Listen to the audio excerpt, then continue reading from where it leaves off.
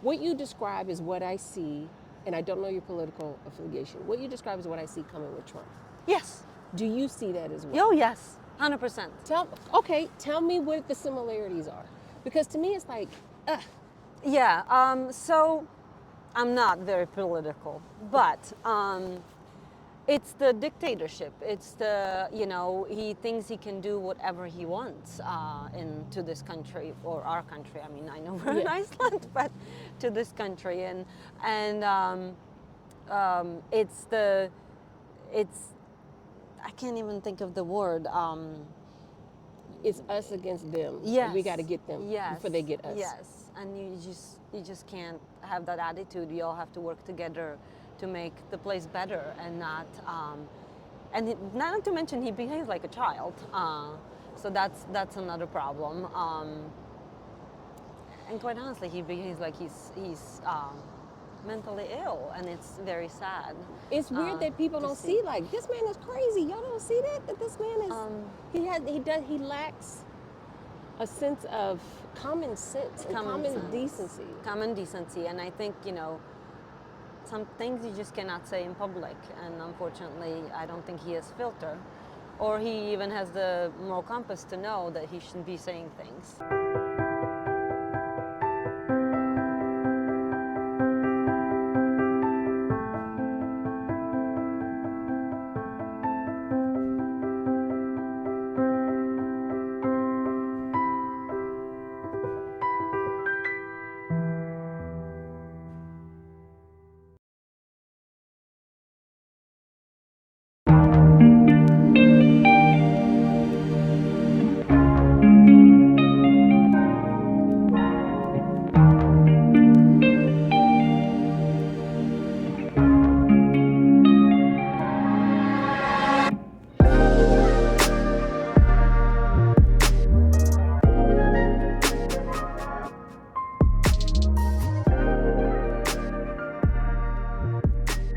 Tell me what it's like in the Czech Republic compared to America. Tell me the big difference.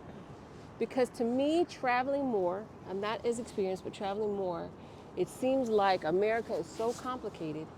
We make life complicated, and everyone else is so simple. They have it down to a science. So yes, it is a much simpler life in the Czech Republic.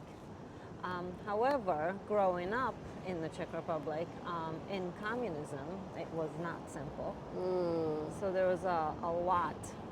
It's almost you opening up a Pandora box. Gotcha. Because, when I grew up, communists were still in charge. My parents were not communists. They did not join the party, and therefore we as children and as families suffered for that. So I will admit, I think my understanding of what communism is might be wrong. Tell me what communism is when you live in it versus when you read about it. It's almost like a dictatorship, really. You basically follow the rules. If you don't follow the rules, you are not. You're always being watched. The best way, I guess, the best life you can choose for yourself is to join the party, and they will leave you alone. But my parents did not believe in joining the party. They did not believe with their philosophies, and therefore we never lived the life that our friends maybe did. For example, when we were little, or I was little, we lived in in American standards, 1-bedroom apartment, which in Czech it's called flat. That was normal. With 3 kids, mom and dad slept in the living room, kids slept in the bedroom. We had a kitchen and a dining room, hallway, separate bathrooms, things like that. But like my aunt, well, kind of aunt, because you call even friends aunt. We do it too in America too. Yeah. Auntie, cousin. Yes. Yeah. So they were in the party. They joined the party, and they had a flat that was 3 big bedrooms and a kitchen and a living room. So it was for 2 people. We lived. Yeah. So that's the differences. Quality of life. Back then, the communists actually hurt my grandfather. the KGB came in, took him in for questioning, and basically put him in a wheelchair. So I believe that was one of the reasons why my father wanted to be, not to be actually in the Communist Party, because we didn't believe in Harming people. Yes, it was just the stuff that they were doing. It was definitely crazy. So I think it just kind of all evolved. But one of the things that I always remember, and I always tell my kids, in America we're a land of plenty, right? Right. So you can have whatever you want you can have, and food-wise, and we waste food and energy and everything. And in there, we would have in the wintertime, actually, bananas, for example. Simple, right? We can get them anywhere. Mm-hmm. So you would have a 1 kilo of bananas per child in the family in the store. And It was measured weighed. out? It was measured out, yes. It was measured out. There were certain things that were allowed for certain people and certain things that were not allowed for certain people. I remember all of us as kids, I don't know if we were the smartest kids in the world, probably not, but we were definitely not,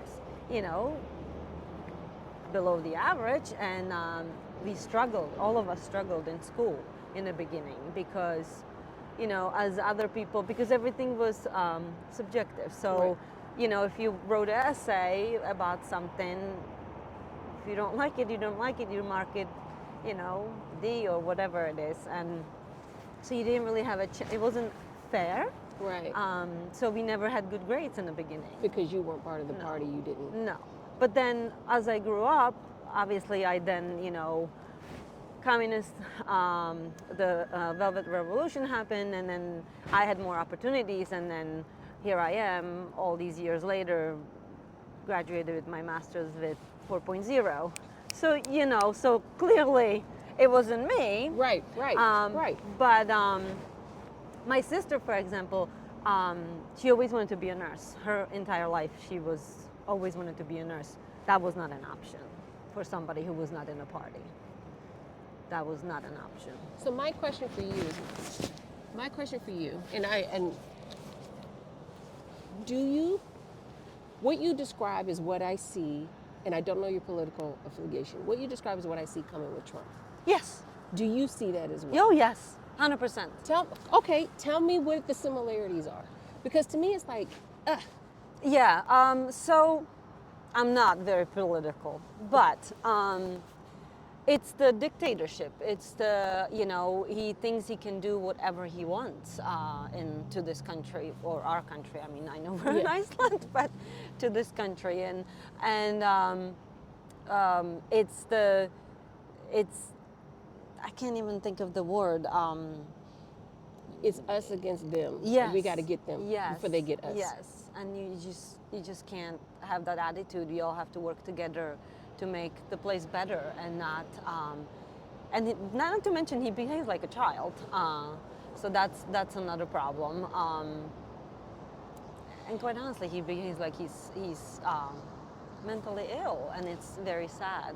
It's weird that people don't see like this man is crazy. Y'all don't see that this man is he lacks a sense of common sense and common decency. Common decency, and I think some things you just cannot say in public, and unfortunately, I don't think he has filter, or he even has the moral compass to know that he shouldn't be saying things.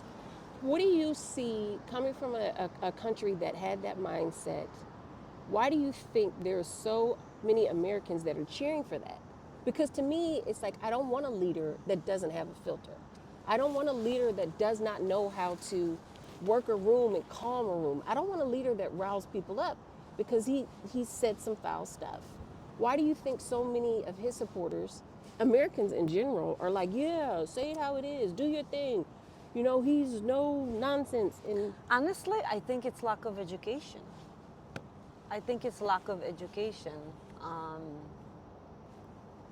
Because if you are well educated, you would understand that what he's saying is just wrong. And I think for some, it's, some people some people from America don't leave their don't not even the country. They don't leave their town. True. Let You're alone absolutely right. the country. Yeah. So they, you know, in a way, not that I agree with them by any means, but in a way, you can't even blame them. They don't know any better. They never left that bubble of whatever they were taught. Like, you know, the guide was telling us, you know, how his grandfather Yeah. was saying some, Some outlandish racist stuff. whew, Yeah. Yeah. I was very shocked. I'm that not. He said, I'm not shocked that he said it. I'm shocked that the tour guide said it. And here's the thing, being a black person, and people don't, and you didn't walk into this conversation, but this is a conversation that happens often. Being black and being in environments with white people, it's weird how racism just comes up. It's the weirdest thing to me. It's either I got to prove to you that I'm not racist, so I end up saying racist stuff, Right. or I want to let you know I'm not like my other family members, Right. but I end up saying racist stuff. Yeah. Or it's weird. And Now, it why do we happens have to often. say anything? You tell me. I don't know. You I know, don't know. why do we have to say anything? And I mean, I guess,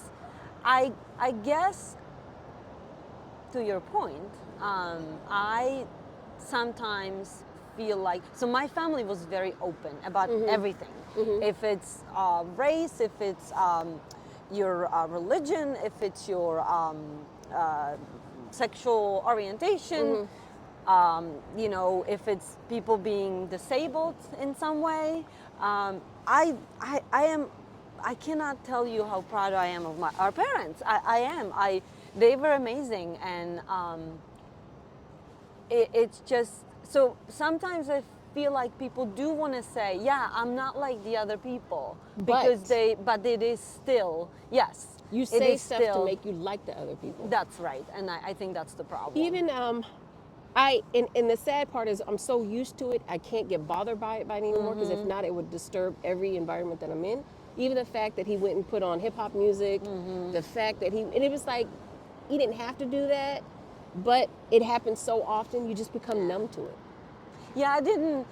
That comment it was definitely offensive to me, and I appreciate you saying that. yeah, it was offensive. I came out of the car and I said to my husband, I'm like, I can't believe he just said that. And my husband says, well, he did say this is what his grandfather said, and he was sorry. I'm like, that's like when people tell you, no offense, but if you say no offense, that means it's going to be offensive. Don't say it. Why is that on your mind to say? Say it, yes. You know, you got to think that through. Yes. And that's a battle, like, I can't fight the world on that. Yes. Hopefully, you know, one day, you know, people see this conversation, they'll realize you don't have to do that. No. To prove that you're not like them, you don't have to Say it or to talk say the about it. words. Yes. Exactly. Yes.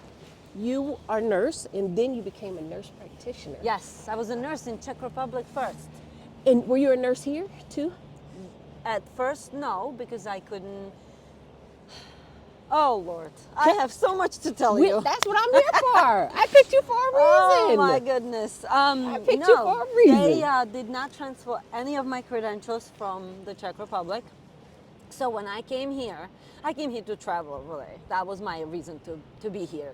And then when I met my husband, and it turned out that I was going to stay, I wanted to go back to nursing, except you can't without the license and all that. So I went through all the hoops to get my license, to find out that basically the word educational services, WES, translated my transcripts into, I have a nursing diploma with a high school diploma with major in nursing. That's what they said to me. Even though I had bachelor's degree in my country, It didn't count here. it did not count. And I was working in one of the best hospitals in the NICU in the Czech Republic. And then you came here, and how did you have to start all over So again? I literally started over like I came out of high school. So I did my prerequisites and all.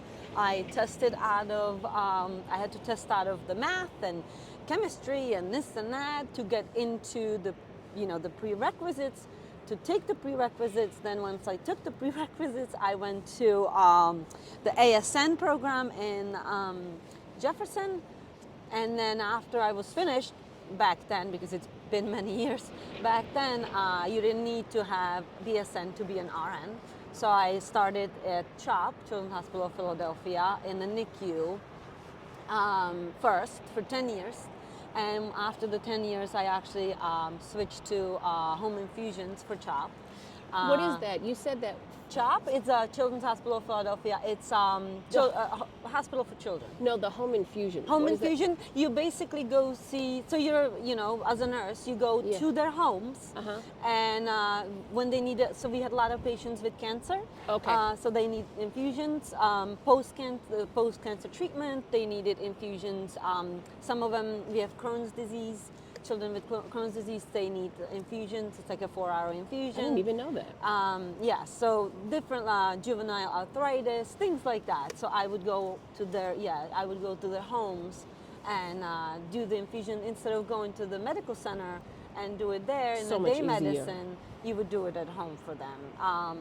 I did immunoglobulins at home, which would be like a 9-hour infusions. Yeah, so that was really interesting. Definitely interesting. But after I did that, I went back to, my kids went to school now and full time. So I'm like, okay, I can go back to school. So I'm back to school for my bachelor's. And once I finished that, sadly I did lose a friend Sorry to hear to that. cancer. So I took 6 months off because I just had to get myself Of course. back to my very dear friend. So anyway, I then went to Villanova, and of course COVID hit when I was there, but we survived, and I got my master's, and I've been there for a year now. Well, actually done for a year, I should say. I work in the dental field, right? And I've met so many people from different countries that are doctors, dentists, and they come here and they have to start all over again. And they do it with no hesitation. I, on the other hand, could not imagine going through school like that on the other end again. Do you think it is the mindset of Americans versus someone who is from a different? I think it's, it could be, yes, we are more willing, I believe. I think we're, even though there's plenty of go-getters in America, so that's unfair No, to say. unfair? True. That's unfair to Touche. say. Okay. No, I think it just depends on the person. For me, I could not imagine to do anything else in my life.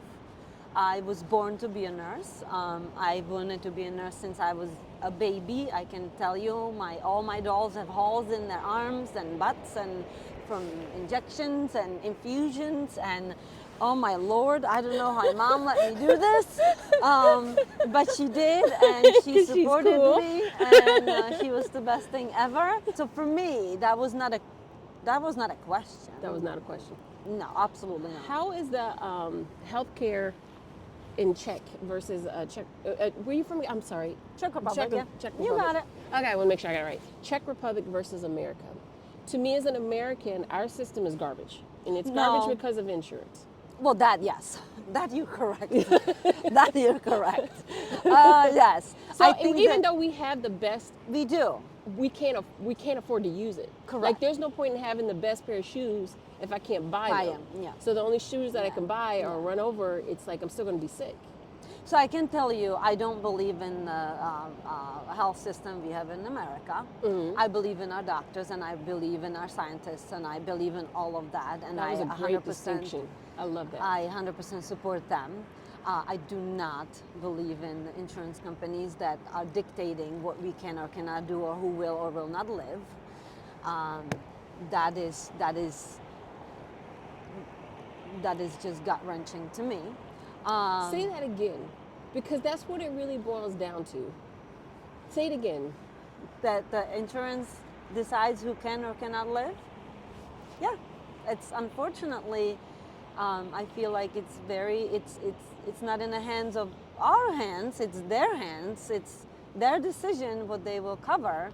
And if you're fortunate enough and have the money to maybe get the better care, you will. But if you're not, I mean, I had a instance with my friend where they wouldn't cover Neulasta, which is a drug that you get post chemotherapy.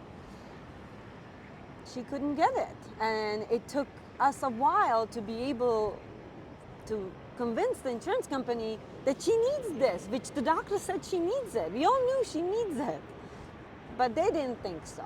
So they felt like she should pay for it. Well, it was really expensive. You can't pay for it. So she ended up getting it, but that's definitely very, that's just, I just don't understand it. And so I am a firm believer in socialized medicine.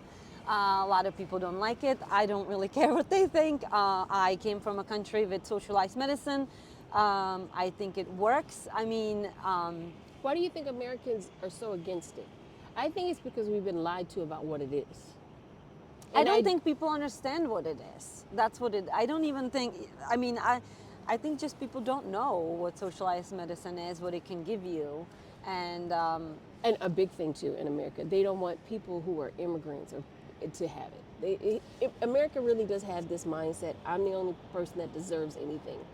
So if I can't be the only person to get it, I don't want anybody to have it. that's too, and I feel also, but speaking of immigrants, a lot of people have a really wrong idea about immigrants and about how, you know, when they say, oh, I don't want them to do this, or I don't want them to have the insurance, or they don't want certain things, or, oh, it's so easy to get into this country. Oh, Lord, it is not easy. It is not easy. The stuff we went through for me to become a citizen, and mind you, I didn't become a citizen until 18 years of being married. Like wow. A long time. But you know, everybody says how easy it is to become a citizen, or how easy it is to come to this country and work here.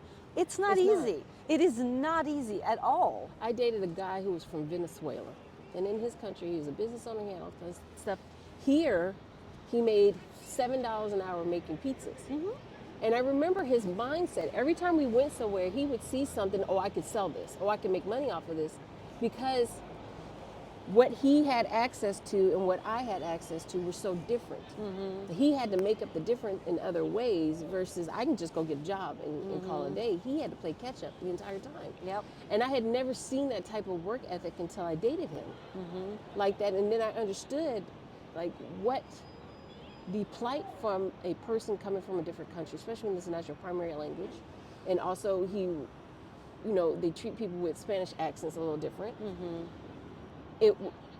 His struggle was real. And it's like people who think that it's easy, it's not.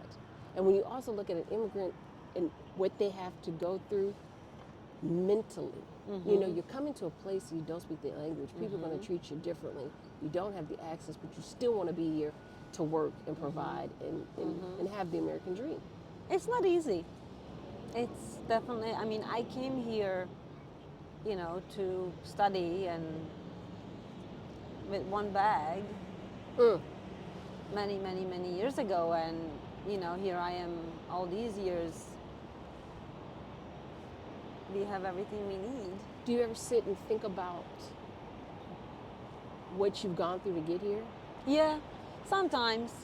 I mean, I don't feel like it's an accomplishment to me. I feel like it's just what you do. But sometimes it's, yeah, it took a lot of effort to go through school, do the job I wanted. Yeah. Do you share this with your kids? I do. I actually, funny enough, I just did an interview for him. I did an interview for him because he was, they were talking about communism and somebody interesting, and he was like, Mom, you're super interesting. I'm You like, are. Okay. So anyway, so we did some similar, it was more about like how I grew up, and you know, my mom died when I was 13, so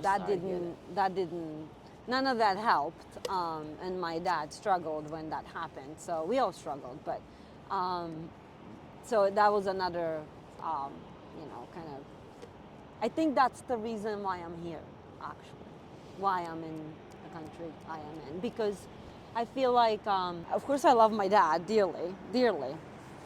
He's, and my sister and my brother, but Something about moms. Mom, wasn't there. I don't know if I would leave the country if she would be there.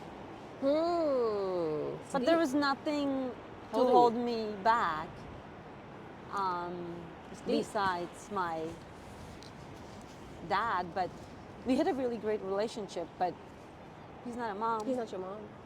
So I think that was another reason. And I always had a traveling bug.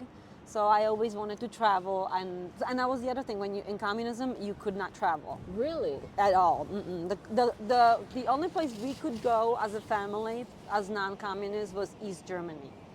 It was the only place we could go, and we were watched. So were you?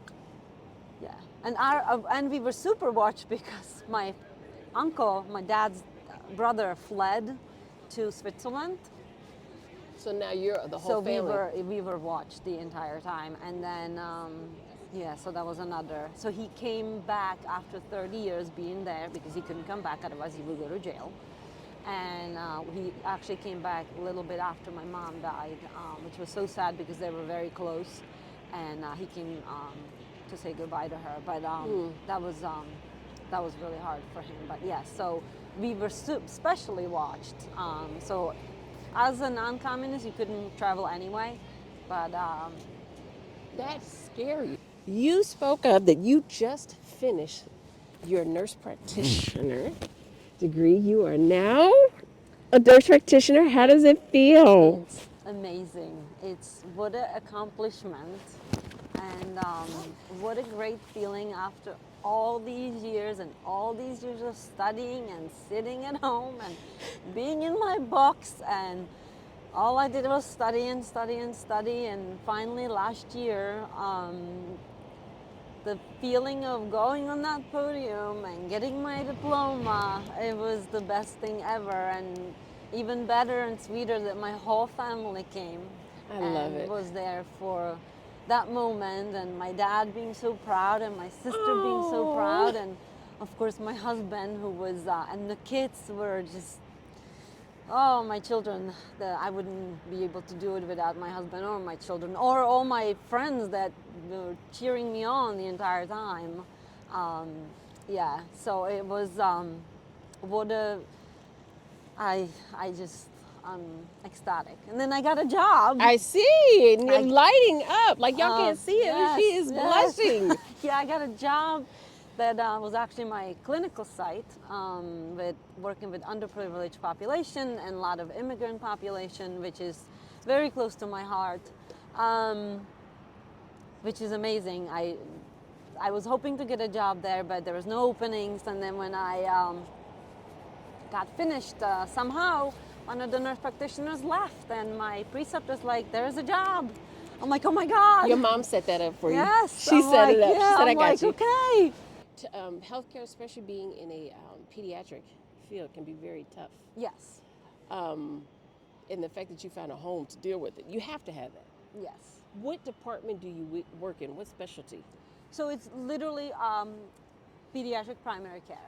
Pediatric primary care. And you said you work with a lot of low-income and immigrant Yes. kids. In Philadelphia. So are these kids just coming in to get their checkups? So it's just when you go to a pediatrician for checkups, when you go to a pediatrician that you have something with your toe, Okay. you have sore throat, you have an earache, whatever it is, you have acne, Yeah. I don't know, you broke your bone and you think we can fix it for you. We can't. You have to go elsewhere. But you start off with you. Yes, you start, yeah. So we see it all. The conversation that how I found out you work in that industry is we were talking about food.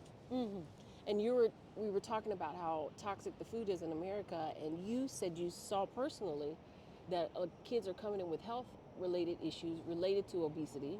Correct.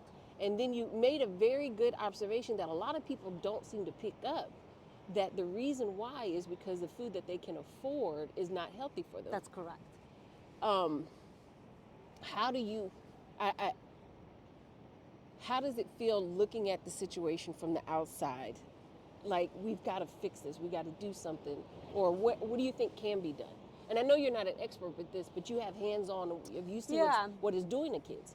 Because to me, not only do I think it's just weight-wise, I also think mental-wise. Oh, yeah. I think kids 100%. aren't developing right. No, and it affects their, mental well-being, because when they're obese and then they're made fun of at school or they're being bullied. I have a lot of kids that are being bullied. Unfortunately, it's just, it's not a good environment to learn. They don't feel good about themselves. They are depressed. A lot of them are depressed. Depressed at how old? 10, 12. That is the saddest thing I've ever heard in my life. Yes, it's very much so. Yes, it is very sad. So we tried to help them. So one of the things we do, and we're so there's also a language barrier in a lot of my patients, but we try to give them the choices, like the healthy choices, and they are not as expensive. We try to tell them how to eat better, not to use, the fast food places that maybe are not as healthy. Try to do fresh produce. There are food banks that they can use. There are also resources that we give them that they can actually go and get certain things either for free or less money. Also, I believe it's Health Partners, which is really Health Partners? Medicaid. Actually has free gym memberships for them. Oh, really? Yes. You need to exercise an hour a day. Well, half the time they can't go outside because it's not safe. Because Philly, where they live, is not safe. So how can I tell you to go out for a walk when you cannot go for a walk? When their mom will not let them go out because she's scared they're gonna get hurt when they go out. So this is where it's really nice that Health Partners, being one of them, I think there's other ones that have that, but they do have like free memberships for them and things like at the gym. That is really nice. So they definitely, there are resources, you just need to know where to go get them. How is it interacting with the parents? Wonderful. And the reason why I say that is I work in the dental field, and I never worked in a pediatric facility. I was never there for kids. And then one day I did, and I remember this kid came in and their teeth, most of them were rotten. And I remember the mom, and the kid was maybe 12. And I remember the mom saying, well, just pull his teeth out and we'll get him dentures. And I was so shocked to my core that she would say that, but then they left out and they're like, that's a common thing, because in their environment, that's what you do. Mm-hmm. You can't afford to get a root canal. You can't afford to get an extraction. You can't afford to keep going to the dentist, so just pull them out and give them a denture. And it hurt my heart so bad, because they didn't know a different way. Yeah. Do you ever see that these parents just don't know a different way? I mean, they don't, but we try to put them on the path that we tell them what to do. We help them to find the resources. I send them to a dentist, which is actually right next door to us, that takes their insurance. So a lot of them have caps on their teeth. A lot of them have really, really bad teeth, especially the kids from overseas. Actually, one of the big things at least it was in Europe, sweet tea at night or even during the day, it rots their teeth a lot. And a lot of kids go to bed with their bottle. And when you go to bed with your bottle, the milk sits on your teeth and rots your teeth throughout the night. Gotcha. So that's another reason why they have that. So we try to, educate them. So that's the other thing. It's not only give them the resources, but we educate them. We educate them, on what to do, what to look for, how to eat, how to take care of their teeth, how to take care of themselves, how to do really anything. I mean, and when they're sick, this is what you look for. If this is going on, you take them to the hospital. If this is going on, you just call me. Things like that, kind of, Gotcha. Let them know, teach them what to do. Some of them don't even own a thermometer, or I don't know. It's or the kid have 2 coughs and they're at the office, and the cough didn't go away after one day. It's gonna stay there for a couple of weeks. Yeah, that's kind of normal. Yeah. So it could be either extreme. Yes. So one of the reasons I wanted to be a nurse, besides being a nurse, wanting to be a nurse as a little kid, growing up that way. When I was helping my dad taking care of our mom, or my mom, in the end of it, I promised her that I would be a nurse in the NICU. And that's why I ended up going to school, going to nursing school there, and then getting a job in the NICU in the Czech Republic in Prac. That was one of the reasons, I think. So she is the reason for all of it. All for of sure. it. And the smile that you have on your face. My sister and my brother did not have the opportunities I did because due to my age, so they were prior to the Velvet Revolution in 1989. Tell me what the Velvet Revolution is. I don't know what it is. So it overturned the communists. Okay. So that's when there was a big revolution. My brother was actually really cool. My mom was still alive, and then my brother was running around secretly, putting flyers places and telling people to go to Prague and to go to protest, and he was part of it. So it was really, really, really interesting to see. I mean, I was only, oh my God, 12, something like that, and 11. So that was just seeing him, and my mom being worried, don't get caught, so they don't hurt you. And then when it happened, they all kind of went to Prague, to Václav Square, and the whole thing happened. I think only lost like one life with that revolution. That's pretty good, right? Yeah, it was great. your That's why grandpa- they call it the Velvet Revolution. Because it was kind of so smooth. smooth. Yes. And then, it was great. And then, it kind of all started turning, and all of a sudden you see the difference. So the houses were always gray or white or grayish. And then all of a sudden you see these new houses popping up with colors. They're bright and yellow, and these, like, everything kind of just brightened. If you would look at pictures of Czech before and now, it is amazing to see how bright everything was. They definitely kept us very subdued and very under their control. So so when that all happened, my brother was part of it, helping for it to happen. And Go ahead, brother. but I then had more choices. So when I went for schools, to choose schools, I now could go to the nursing school, which my sister couldn't. I had the opportunity. She didn't have the opportunity. And that's another reason where if she didn't have the opportunity and I did, I felt like it's my job to follow through and make sure that, she didn't get it. But actually she ended up later on going back to school, did her master's, and she's super, super, super smart. She's an engineer. She's she's amazing. She's quite amazing. She has her own business. She's doing quite well. So I'm super proud of her too. But it's that's kind of how it was. It happened.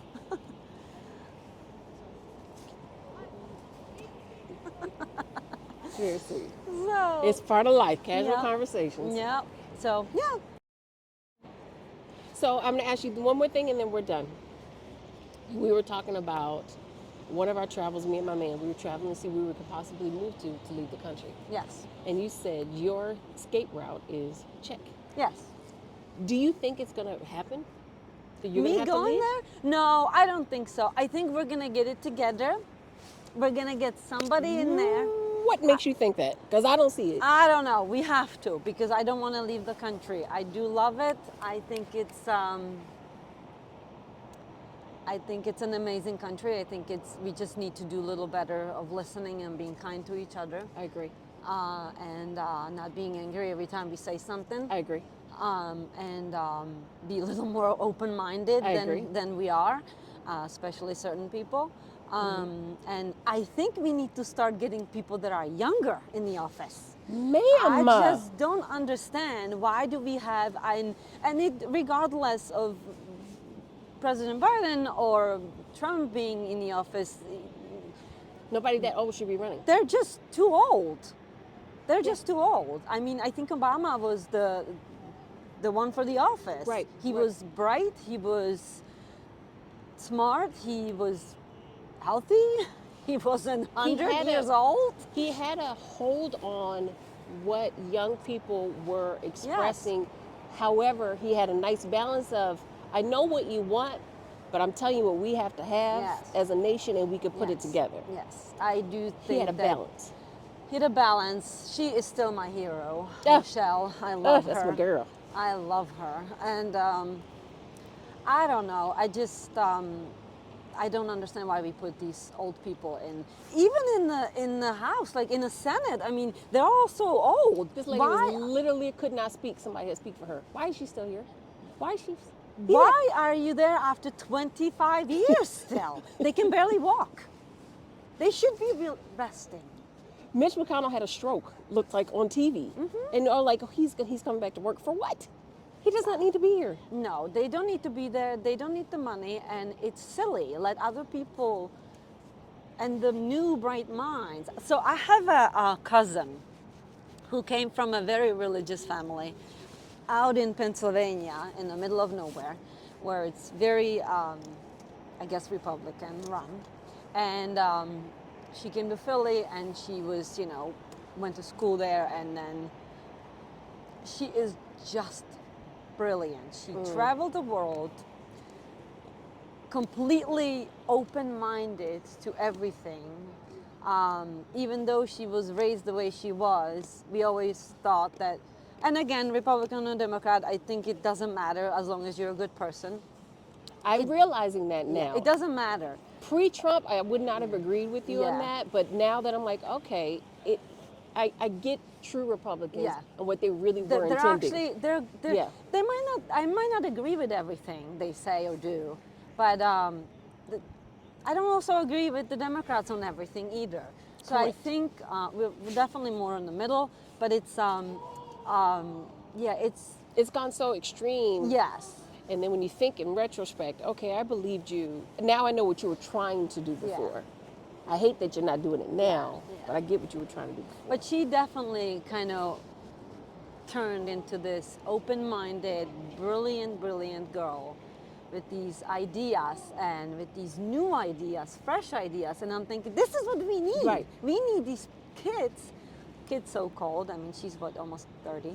But we need Still, those compared kids. to the 105-year-olds we in. need them to be running, not the country, but I believe you need to be a little older than that. But still, those people that need to bring the new, fresh ideas. Our country. I think we're savable as long as we can, get along, and I don't know, as long as we can put somebody else in that actually cares about our country and switch it up in the I know. Senate. I know. It's just, it needs to be, something needs to happen